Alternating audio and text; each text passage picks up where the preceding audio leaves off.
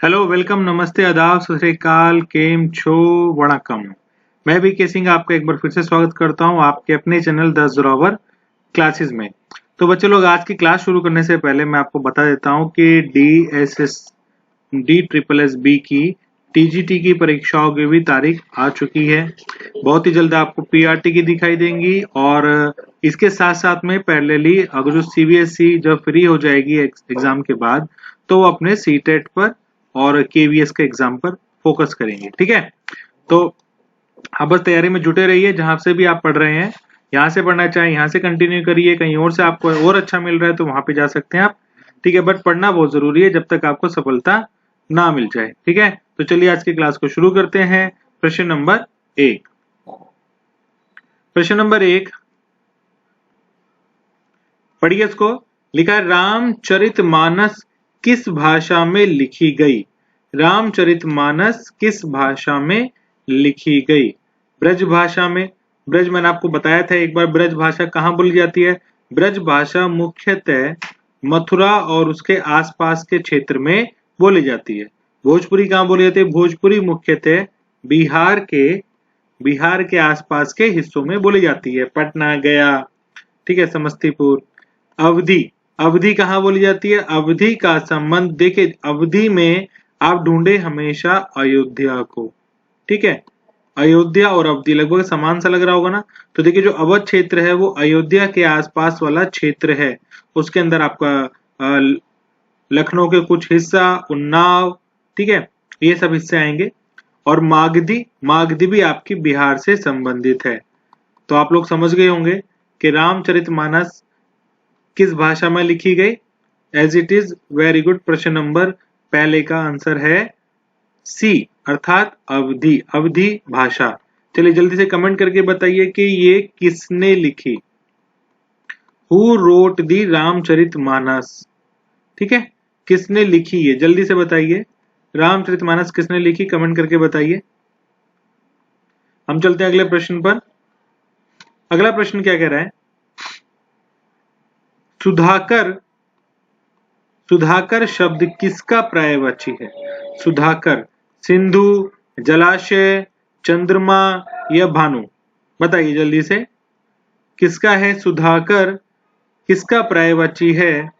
सिंधु का, जलाशय का, चंद्रमा का या भानु का?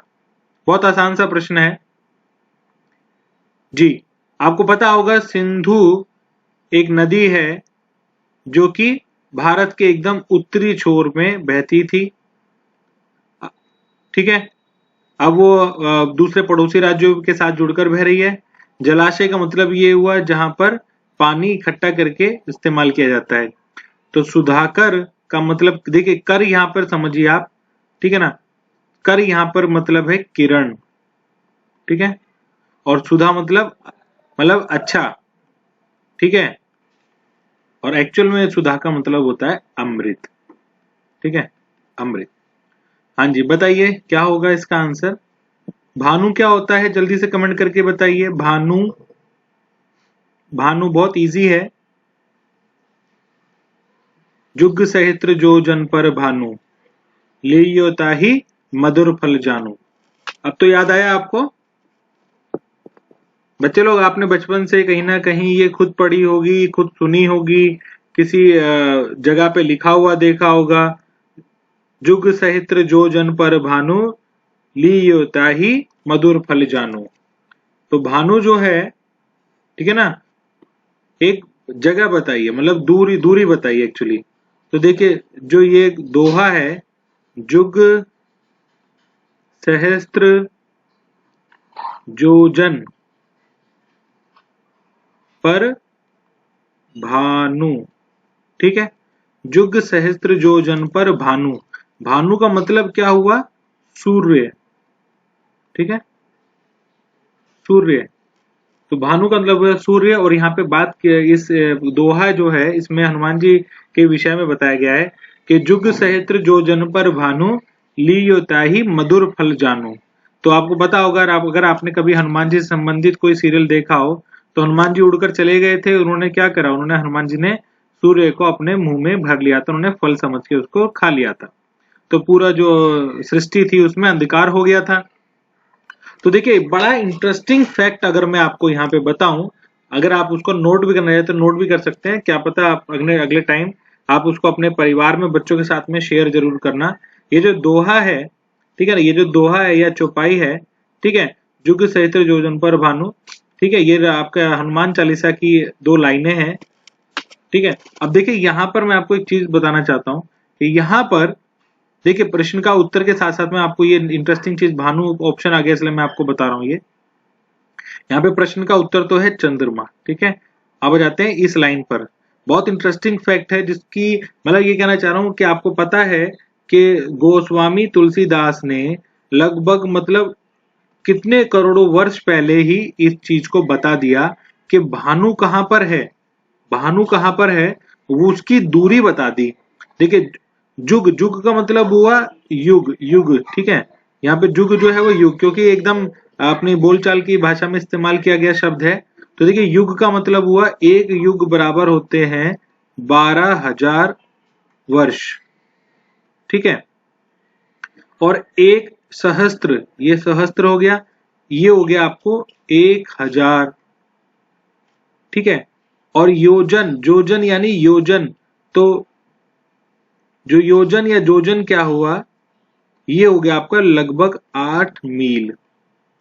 ठीक है, अगर हम इसकी कैलकुलेशन करें तो देखिए 12,000 की जब आप 1,000 से गुणा करेंगे तो सिंपल है, क्या आएगा आंसर, 12 एकम 12 और 3 जीरो इसकी और 3 जीरो इसकी। ठीक है, और उसकी जब हम 8 से गुणा करेंगे, 8 से मल्टीप्लाई करेंगे तो 12 अट्ठे 96 और 3 जीरो इसकी और 3 जीरो इसकी।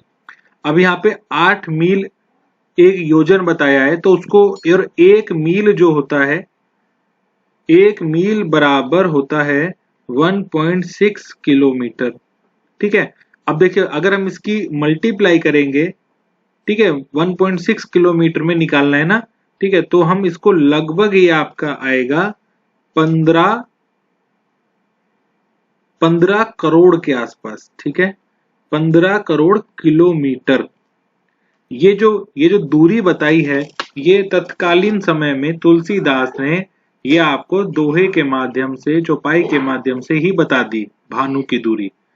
ठीक है, और इसको आप प्रूफ करना है तो आप इसको गूगल में सर्च करिए कि सूर्य और पृथ्वी के बीच की दूरी कितनी है, तो आपको बता देगा लगभग 15 करोड़ के आसपास ही है।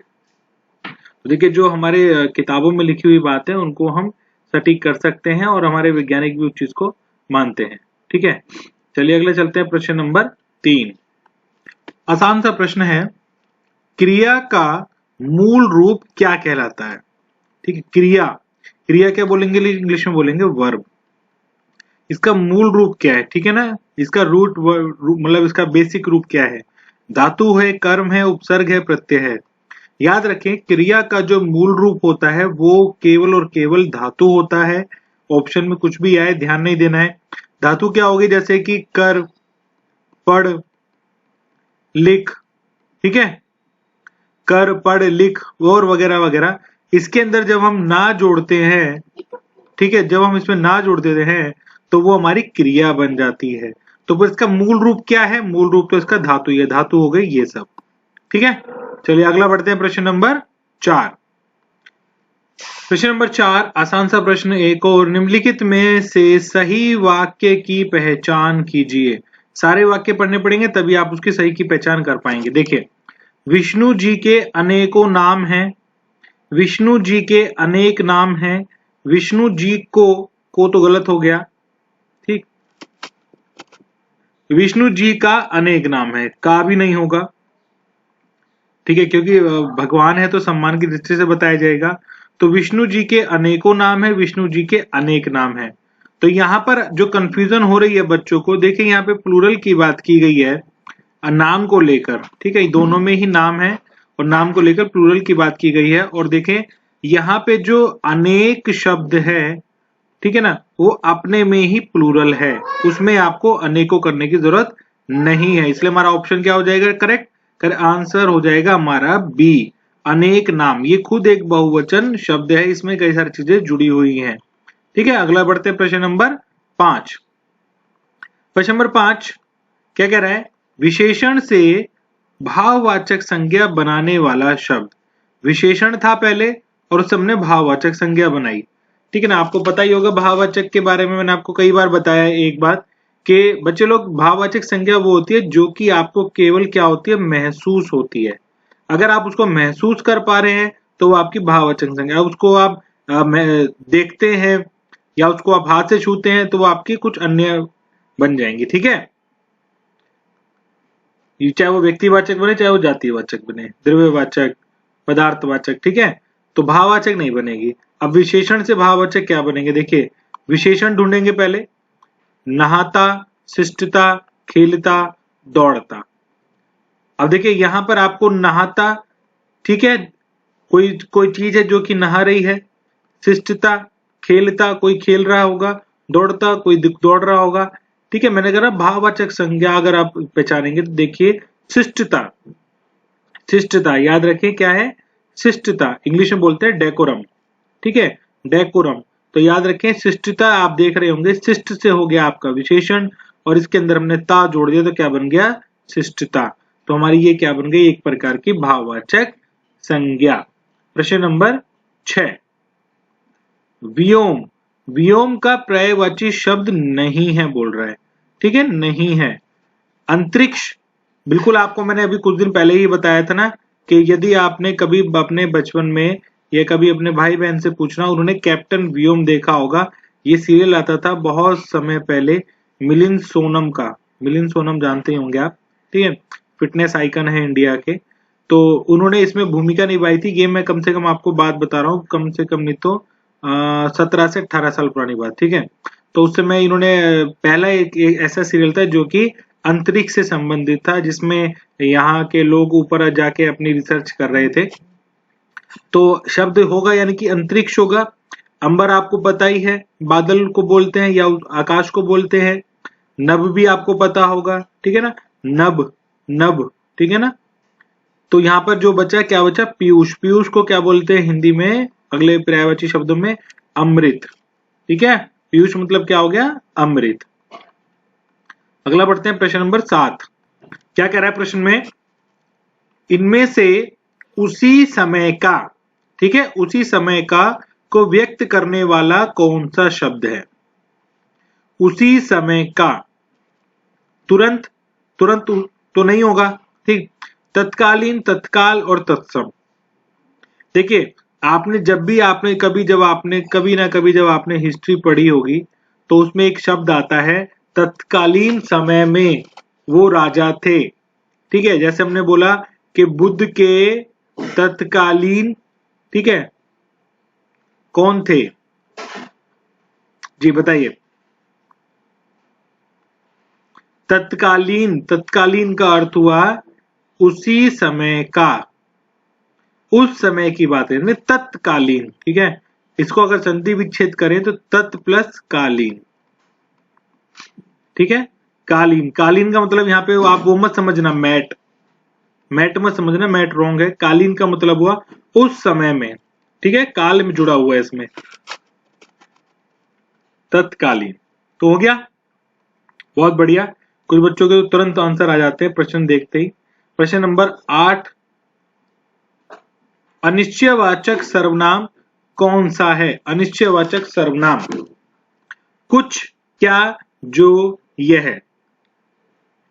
देखिए, आपको मैंने हमेशा एक ट्रिक बताई है। किसकी ट्रिक? क्या आप याद रख सकेंगे सर्वनाम के कितने भेद होते हैं? सर्वनाम के कितने भेद होते हैं? सर्वनाम के भेद होते हैं 6। कैसे याद रखेंगे? पुरुषों के, शॉर्टकट में लिख रहा हूं, पुरुषों के निजी प्रश्नों का संबंध उनके निश्चय और अनिश्चय से होता है। तो ये हो गया 1 2 3 4 5 6, 6 हो गए। अब इसमें देखिए हम बात कर रहे हैं अनिश्चयवाचक की, तो उसी को देखते हैं। अनिश्चयवाचक ये रहा नंबर 6 पे। अब अनिश्चयवाचक में जब कोई चीज आ गई तो याद रखें, जब निश्चय ही ना हो किसी चीज के बारे में, ठीक है, अनिश्चय हो गया, अपोजिट हो गया निश्चय का। तो जब किसी चीज के बारे में कंफर्मेशन ना हो तब हम इस्तेमाल करते हैं अपने ऐसे शब्द जिनसे ये भाव उत्पन्न हो कि ये अनिश्चयवाचक सर्वनाम है। तो देखिए, क्या प्रश्नवाचक, जो संबंधवाचक, यह बताइए क्या हो गया, निश्चयवाचक। तो क्या बचा हमारा, कुछ हो गया हमारा अनिश्चयवाचक। क्लियर है, क्लियर है। अगला बढ़े, प्रश्न नंबर 9। हाँ जी, 9 में आ गया अनुरक्ति। अनुरक्ति शब्द का विलोम। अनुरक्ति शब्द का विलोम। अनुरक्ति का विलोम क्या होगा? अनुरक्ति का मतलब होता है, इसको नोट कर लीजिए, जैसे कि मान लीजिए प्रेम, आस्था, ठीक है, लगाव, उसे बोलते हैं अनुरक्ति। तो इसका शब्द का विलोम क्या होगा? आसक्ति भी इसी का एक पर्यायवाची शब्द है अनुरक्ति का, तो ये तो नहीं होगा। विरक्ति, उक्ति और विज्ञप्ति, ठीक है। तो देखिए इसका करेक्ट आंसर क्या हो, अनुरक्ति का अपोजिट देखो प्रेम का हो गया मतलब, तो इसका अपोजिट हो गया दूर होना, अलग होना, किसी चीज से हमको अलग होना, ठीक है। अनुरक्ति का अपोजिट क्या हो गया, विरक्ति। विज्ञप्ति क्या होता है, इसको बताइए, आपने अक्सर पेपर में किताब में पढ़ा होगा, बहुत आसान सा है। जल्दी से कमेंट करके बताइए कि विज्ञप्ति क्या होता है, जल्दी से। अगला बढ़ते हैं, प्रश्न नंबर 10। आसान सा शब्द है, ज्यादा मुश्किल नहीं है, बता सकते हैं आप। प्रश्न नंबर 10 में चलते हैं। ऐष्णा का अर्थ क्या होता है? जल्दी से, ऐष्णा, ठीक है। ऐष्णा का अर्थ क्या होता है? घृणा, अनिच्छा, अभिलाषा या उपरोक्त में से कोई नहीं। घृणा क्या होता है? इंग्लिश में बोलते हैं घृणा को हेट। अनिच्छा क्या होता है? जब आप किसी को डिसलाइक करें, ठीक है, कोई चीज पसंद ना हो। अभिलाषा क्या होती है? किसी प्रकार की होप। तो ऐष्णा का अर्थ क्या हुआ? अभिलाषा, ठीक है। याद रखें, इसमें भी शाह है, इसमें भी शाह है, थोड़ा सा याद रखने की कोशिश करें, ठीक है। अगला बढ़े, प्रश्न नंबर 11। बड़ा इंपॉर्टेंट सवाल पेपर में आया हुआ। अतिवृष्टि, अतिवृष्टि का विपरीत शब्द पूछ रहा है कि अतिवृष्टि का मतलब क्या हुआ। देखिए, अतिवृष्टि को क्लियर करते हैं। अतिवृष्टि का मतलब होता है हैवी रेन, ठीक है। अतिवृष्टि, जैसे आपको पता है कि हर साल जो तटीय इलाके होते हैं वहां पर हैवी रेन होती है, ठीक है। हैवी रेन होती है, चाहे वो हमारा पूर्वी तट हो, चाहे वो हमारे पश्चिमी तट हो, वहां हमेशा हैवी रेन होती है। और विश्व में सबसे सर्वाधिक बारिश कहाँ होती है? जल्दी से कमेंट करके बताइए, क्योंकि मैं तो घूमकर आ गया हूं उस जगह पर, उस स्थान पर, क्योंकि उसके पास ही नजदीक ही मेरी पोस्टिंग थी। जल्दी से बताइए। हाँ, तो अतिवृष्टि का क्या हो जाएगा? अपोजिट ढूंढना है हमको। अल्पवृष्टि, देखिए थोड़ी बारिश, वृष्टि समझ रहे हैं, बारिश है ना, वही समझिए। अति मतलब ज्यादा, अल्प मतलब कम, अन मतलब बिल्कुल नहीं, और अना मतलब, देखिए अन और अना में आप कंफ्यूज हो सकते हैं क्योंकि लगभग समान से ही शब्द हैं। तो मैं आपकी मदद कर देता हूं कि अनवृष्टि जैसा कोई शब्द नहीं होता, केवल ये गलती है, आपको मतलब कंफ्यूज करने के लिए रखा है। अनावृष्टि शब्द होता है, ठीक है। अनावृष्टि, अनावृष्टि का मतलब हो गया सूखा। इंग्लिश में क्या बोलते हैं सूखा को? ड्रॉट, ठीक है। सूखा पड़ जाता है ना। और देखिए, अगर मान लीजिए कभी आपको यहां पर एक और आ जाए क्या, कि बर्फबारी, तो वो भी आपका अनावृष्टि के अंतर्गत रहेगा, क्योंकि उसमें बारिश नहीं पड़ रही है, बर्फ गिर रही है। सूखा, बर्फ कैसी होती है? सूखी होती है। क्लियर, ये भी आ सकता है। अगला बढ़ रहे हैं प्रश्न नंबर 12 पे। खड़ी बोली का जनक और पहला कवि कौन है? ये तो बहुत आसान है। खड़ी बोली का पहला जनक और पहला कवि, जायसी, खुसरो, विद्यापति, भारतेंदु। जी जल्दी से बताइए। बहुत बढ़िया, बहुत बढ़िया, ठीक है। अमीर खुसरो, अमीर खुसरो लगभग 7 शासकों के साथ या राजाओं के साथ, ठीक है, सुल्तानों के साथ रहा है ये अमीर खुसरो, ठीक है। आपको पता होगा, यदि आपने वो देखियो पद्मावत है ना, तो उसमें वो जो खिलजी है उसके साथ में अमीर खुसरो ही रहता है, नाम भी बोलता है वो उसका। ठीक है, अगला बढ़ रहा है प्रश्न नंबर 13, 13 नंबर, उत्क्षिप्त ध्वनि का प्रयोग हुआ है, कहाँ हुआ है उत्क्षिप्त ध्वनि? आपको पता होगी, मैंने आपको जब व्यंजन वर्ण वगैरह कराए थे तो आपको उसमें बताए थे उत्क्षिप्त व्यंजन, अंत्यस्थ व्यंजन, ऊष्म व्यंजन। ठीक है, तो उसी में ये एक था आपका उत्क्षिप्त व्यंजन।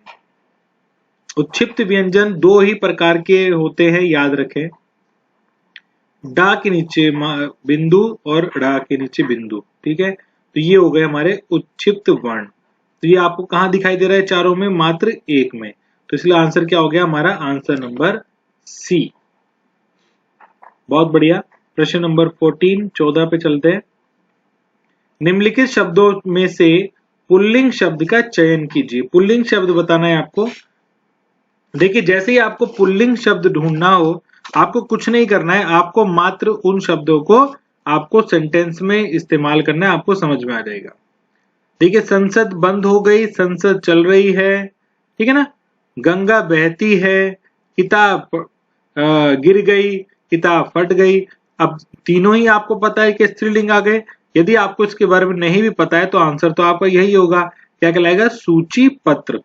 ठीक है, सूची पत्र आसान है, और सूची पत्र को इंग्लिश में बोलते हैं कैटलॉग शीट। अगला बढ़ रहा है प्रश्न नंबर 15 पे।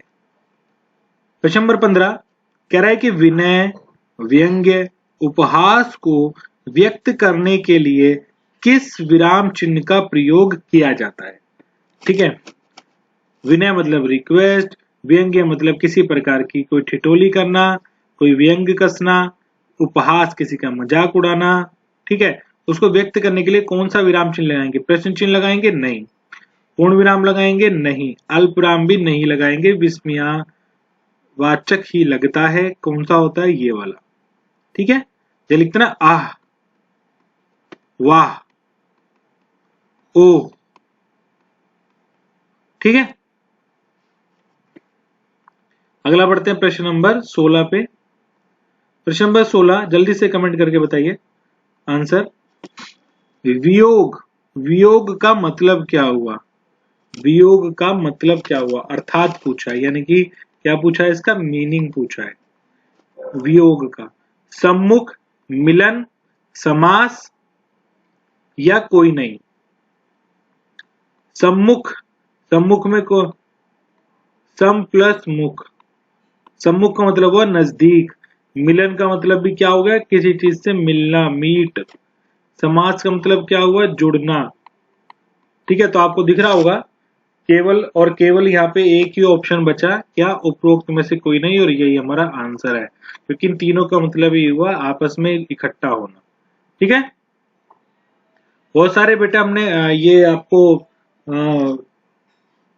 दासोरा क्लासेस के एप्लीकेशन पर डिटेल में नए शब्दों, तत्सम शब्द और तद्भव शब्द और विलोम शब्द, बहुत सारे शब्दों के साथ में सूची बना रखी है सिंपली, और ये टॉपिक भी बहुत अच्छे से डिटेल में समझा रखे हैं। बशर्ते जिन्होंने पढ़ लिया है वो तो बता ही रहे हैं कि उन्हें कोर्स को कैसा लगा। ठीक है, यहाँ पर भी अगर मैं पूछूं तो बताइए बच्चे लोग, आपको हिंदी का जो कंटेंट है वो कैसा लग रहा है? आगे आपने पढ़ लिया होगा, लगभग हाफ तो कंप्लीट हो ही गया होगा। जल्दी से बताइए, उसमें कोई अगर सुधार की आवश्यकता है तो आप मुझे बता सकते हैं। ठीक है, क्योंकि सुधार करना जरूरी है। ठीक है, समय समय पर आप बताइए यदि आपको कोई सुधार चाहिए, और वो है कैसा, वो आप कमेंट करके बताइए, ताकि हमारे साथ जो बच्चे नए जुड़े हैं तो ये समझे कि हमने जो आपको एप्लीकेशन के माध्यम से ये कोर्स जो प्रोवाइड कराया है वो कैसा है। सिंपली आपको, अगर आपको नहीं अभी तक आपने डाउनलोड करी है एप्लीकेशन, तो जाइए डिस्क्रिप्शन बॉक्स में आपको मिलेगा लिंक एप्लीकेशन का। अगर आप एंड्रॉइड यूजर हैं, ठीक है, या फिर आप एप्पल यूजर हैं, तो आप सिंपली वहां जाके एप्लीकेशन को डाउनलोड करें। डाउनलोड करने के बाद डेमो क्लासेस देखिए, डेमो क्लासेस देखने के बाद अगर आप सेटिस्फाई होते हैं तो आप एनरोल कर सकते हैं। जब आप एनरोल कर लेंगे तो आपको सारी वीडियो, चाहे वो English, Hindi, math, EVS, reasoning, GDP, सभी वीडियोस क्या हो जाएंगी? अनलॉक हो जाएंगी। आप जाके वहां पे अच्छे से डिटेल में देख सकते हैं। आप एक बार देखें या 1000 बार देखें, वो आपकी क्षमता है और आपको पढ़ाई करनी है। ठीक है, तो कैसा लगा कोर्स आपको, समय समय पर हमको बताते रहे। अगला चलते हैं प्रश्न नंबर 17 पे। प्रश्न नंबर 17 कह रहा है, निम्न में से कौन सा विराम चिन्ह अंग्रेजी भाषा में प्रचलित नहीं है। अंग्रेजी भाषा के जो ये विराम चिन्ह है उनमें प्रचलित नहीं है। ठीक है, कौन सा नहीं है? ये वाला है क्या? ये वाला भी होगा और ये वाला भी होगा, ये वाला नहीं है। इसको क्या बोलते हैं? हिंदी में बोलते हैं पूर्ण विराम। ठीक है, और इंग्लिश में पूर्ण विराम कैसा होता है? ये। ठीक है, तो होता है ना फुल स्टॉप, डॉट लगा देते हैं सेंटेंस खत्म होने के बाद। ठीक है, तो ये तीनों होते हैं और ये वाला नहीं है। अगला बढ़ते हैं प्रश्न नंबर 18 पे। प्रश्न नंबर 18 आसान सा प्रश्न, नागरिक विलोम शब्द क्या होगा? नागरिक का ग्रामीण, ग्राम, साक्षर या अनपढ़? जी, नागरिक। देखिए, नागरिक मतलब नगर में रहने वाला, तो अपोजिट क्या हो जाएगा? गांव में रहने वाला। तो गांव में रहने वाला क्या बन जाएगा? ग्रामीण। ठीक है, ग्रामीण। क्लियर होगी बात? आसान था, बच्चों ने पढ़ते उत्तर दे दिया। प्रश्न नंबर 19 कर लेते हैं कि पतिव्रता विलोम शब्द क्या होगा? पतिव्रता का बताइए जल्दी से। पतिव्रता का देखिए, धर्मपत्नी, कुलच्छनी, कुल्टा, कपूतनी। कपूतनी बताइए, कुल्टा, कुलच्छनी, धर्मपत्नी, क्या होगा पतिव्रता का विलोम शब्द? आसान सा है। ये शब्द आप सभी ने सुने होंगे सीरियल्स में, फिल्मों में, है ना? एक ही लाइन में बोल जाते हैं, कुल्टा, कुलच्छनी, फलाना ढिकाना। बस मौका मिले और महिलाओं को कुछ भी बोल दो। ज्यादातर ये जो सब बोलते हैं, ये हमारी जो सास होती है वो बहू को अक्सर बोल देती है।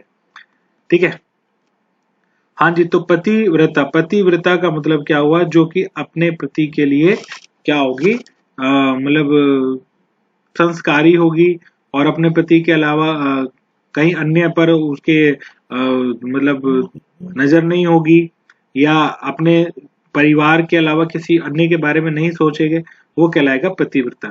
उल्टा क्या हो जाएगा इसका? उल्टा हो जाएगा कुल्टा। ठीक है, कुल्टा, याद रखें कुल्टा होगा। प्रश्न नंबर 20 कर लेते हैं। कारक, कारक का अर्थ क्या होता है? कारक,